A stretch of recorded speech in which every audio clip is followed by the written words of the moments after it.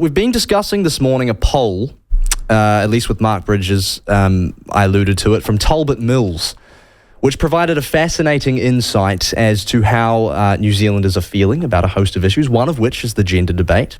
We've spoken already this morning about how much hesitancy and discomfort there is with initiating dialogue and debate on these issues in the education sphere, but it's also important to remember the party, which is about to become the central component of a new governing administration, had its fingers in its ears on this issue for the entire election and didn't really want to know about it. The poll revealed 60% of those surveyed oppose or strongly oppose trans women being allowed in women's professional sporting categories, and 50% opposed or strongly opposed trans women in women's bathrooms.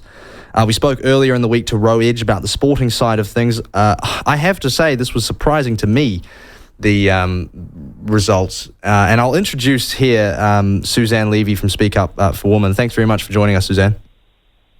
Oh, hi, Ben. How are you? I'm well, thank you. Look, I have to say, and this might decrease my popularity within the halls of Speak Up for Women, I was one of those people, perhaps akin to Mr. Luxon, who just couldn't really wrap my head around the fact that trans women in women's bathrooms was a real issue. And I know I'm a man, so I would have no idea, but I just couldn't quite believe really that it was a serious issue, at least in New Zealand. This poll kind of has changed my view on that. You guys over there have been beating this kind of drum for a while. Was this result in any way surprising to you, or was it or vindicating, or did you kind of already know that this was an issue that people did indeed feel that strongly about? The result itself isn't surprising. What I guess is surprising is that it was polled and that the results were released. So that's probably the biggest thing from our point of view. We've done our own polling on this kind of stuff, and the results match, pretty much what we've been told by the people we've polled, or through courier polling. We don't do our own polling, obviously. So the results are not a surprise at all. But I was obviously really pleased to see that A, these questions are being asked, and B, that they're being reported on. So I agree. And it was reported on, although I do note Mark Dolder of Newsroom attempted to, or selected a headline reporting on it that attempted to suggest the most sort of significant issue raised by the poll was race relations, which I think is something that he would have referred to himself as race baiting, because if one look at the poll, which is shown in colour-coded HD glory, 3 paragraphs down from that headline in his own article, actually shows that by far the most significant issue raised by that poll was the gender debate. 60%. Well, definitely. I mean, three out of 5 of the top issues were the issues with the clearest result are gender-related. And, these are all things that we've been told aren't important, or that the opinions that we have on them are, absolute outlier opinions. Yeah, that's the sorry. And that they're not. Yeah, and we know they're not. But we get told that courier polling is unreliable, it's conservative, it's this, that, and the other. Where this poll is showing pretty much exactly the same sort of result. There is very little support for these things. Sport New Zealand needs to listen. They need to look at particularly the sport one, obviously, saying, their transgender guidelines. I know Sean talked to Roe Edge about this earlier in the week. There is very little support for the guidelines that they have released. Yeah, and almost cross-party lack of support. I don't think...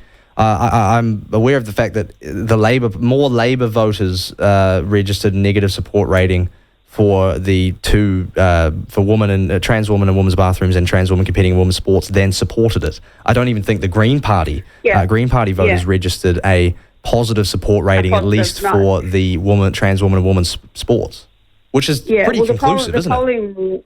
It is, and the polling we did recently to do with the birth certificates. That was really similar. Even the parties that were pushing it through, Greens and Labour, did not have a positive support for it. They had more support than ACT and National, but still not overwhelming support. No, definitely not anywhere near 50%. So, particularly with the birth certificate one is really interesting. You've got, in terms of support, you've got 12% who strongly support that, Now, it's the sort of thing that you want to have. If you're going to make legislative changes around it, you need to have strong support across the board for that kind of thing. They don't have strong support from anywhere. They have a very much a minority support. You have a large group of people who aren't sure or are neutral about it.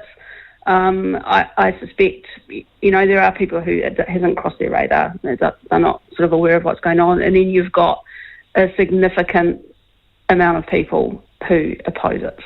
Do you think, we were discussing this morning as part of a facet of an interview we did earlier, with the general hesitancy that there is in discussing issues like this and facilitating debate, which is why, for the most part, I like what Speak Up for Women do, is because you guys just want to encourage a bit of sunlight on this so that it becomes an issue that people are aware of and that there can be discussion about.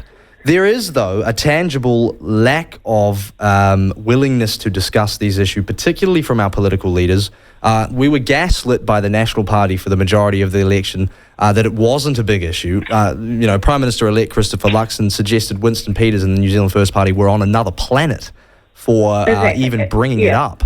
And yet we have a poll here that suggests 60% at least of those polled in here either strongly oppose or oppose it. So that would suggest they actually do feel quite strong about it. Do you expect that hesitancy and desire to, I suppose, gaslight people into thinking it's not an issue will continue?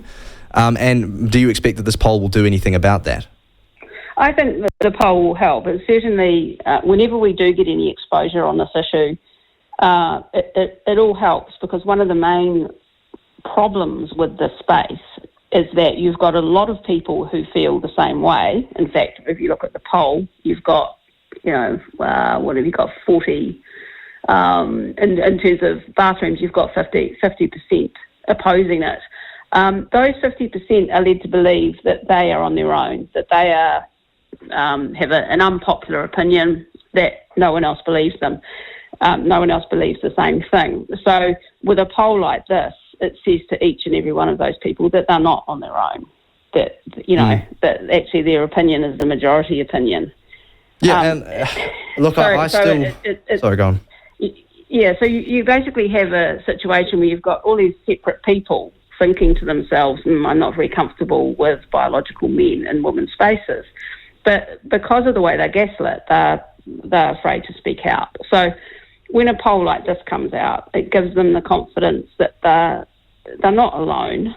It also, it's important to distinguish between people who say they don't want biological men in women's spaces and transphobia. It isn't the same thing. It's saying it's a women's rights thing. It's saying we want women's spaces protected. It's not saying that you dislike transgender people or you want them to somehow have a less quality of life than anybody else. It's just dealing with the reality of the fact that transgender women are male. That is not a reality that people very much enjoy admitting to these days. I'm sure you're aware, Suzanne. Yes, well, I am aware of that, except that the poll shows that actually they do. You could say, let's look at the sports one, for instance. Those you've got 14% who say they support biological men in women's sports. So what you have there is 86% who don't think transgender women are women, because if they did, they wouldn't hesitate. We wouldn't be having the conversation.